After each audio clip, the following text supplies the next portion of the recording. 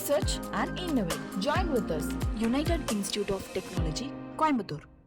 அமெரிக்க அதிபராக ட்ரம்ப் இரண்டாவது முறையாக பதவியேற்ற பிறகு ஏதாவது ஒரு தரப்புடன் மல்லு கட்டுவதே வழக்கமாகிவிட்டது. Canada, China, Ukraine, Russia, Yemen, Elon Musk என நீண்ட இந்த பட்டியல் தற்போது கலிபோர்னியா மாநில ஆளுநர் கேவின் நியூசமிடமும் வந்து நிற்கிறது. ஆனால் இந்த மோதல் நாட்டையே இரண்டு பிரிவாக பிளவுபடுத்தி வைத்திருக்கிறது.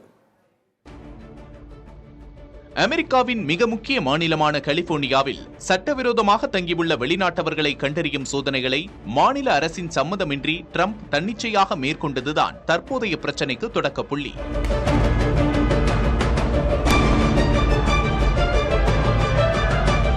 ட்ரம்ப் அரசின் நடவடிக்கைகளை எதிர்த்து லாஸ் ஏஞ்சல்ஸில் உள்ள சட்டவிரோத குடியேறிகள் தீ வைப்பு, கல்வீச்சு என வன்முறை வெறியாட்டத்தை 4 நாட்களாக தொடர்கின்றனர்.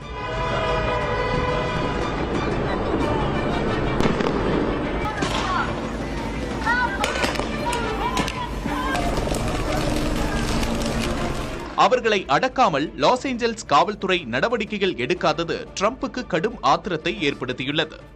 இதனால் போராட்டக்காரர்களை சமாளிக்க மத்திய படைகளை அடுத்தடுத்து களமிறக்கி வருகிறார் ட்ரம்ப்.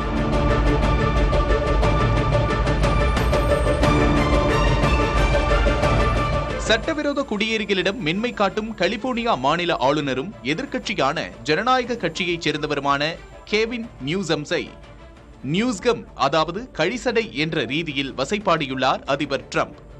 பதிலுக்கு நியூசமும் ட்ரம்ப் மீது பாய்ந்து வருகிறார். அதிகார வரம்பை மீறி மத்திய படைகளை ட்ரம்ப் அனுப்பியுள்ளதாகவும் இதன் மூலம் தங்கள் மண்ணின் இறையாண்மையில் அவர் தலையிட்டிருக்கிறார் என்றும் கொந்தளிக்கிறார் நியூசம். இதற்காக ட்ரம்ப் மீது வழக்கு தொடர்வேன் என வரிந்து கட்டிக்கொண்டு நிற்கிறார் நியூசம். ஆனால் ட்ரம்ப் இதற்கெல்லாம் அசரவில்லை.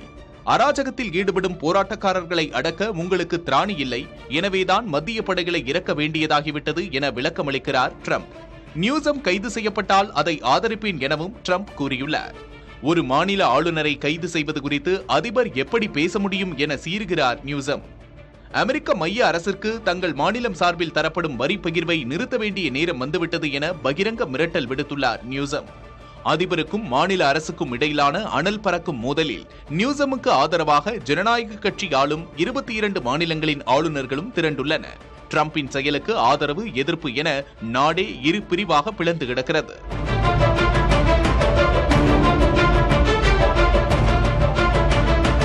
இன்னொரு புறம் அடுத்த அதிபர் தேர்தலில் ஜனநாயக கட்சியின் சார்பாக நியூசம் போட்டியிடப் போவதாகவும் தகவல்கள் கசிகின்றன. எது எப்படியோ அமெரிக்க உள்நாட்டு சிக்கல் பற்றி எரிந்து கொண்டிருக்கும் நிலையில் ட்ரம்பின் தலையீடு இன்றி வெளிநாடுகள் சில காலம் அமைதியாக இருக்க முடியும். புதிய தலைமுறைக்காக Seshagiri.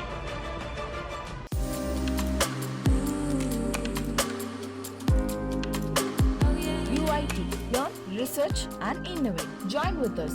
United Institute of Technology, Coimbatore.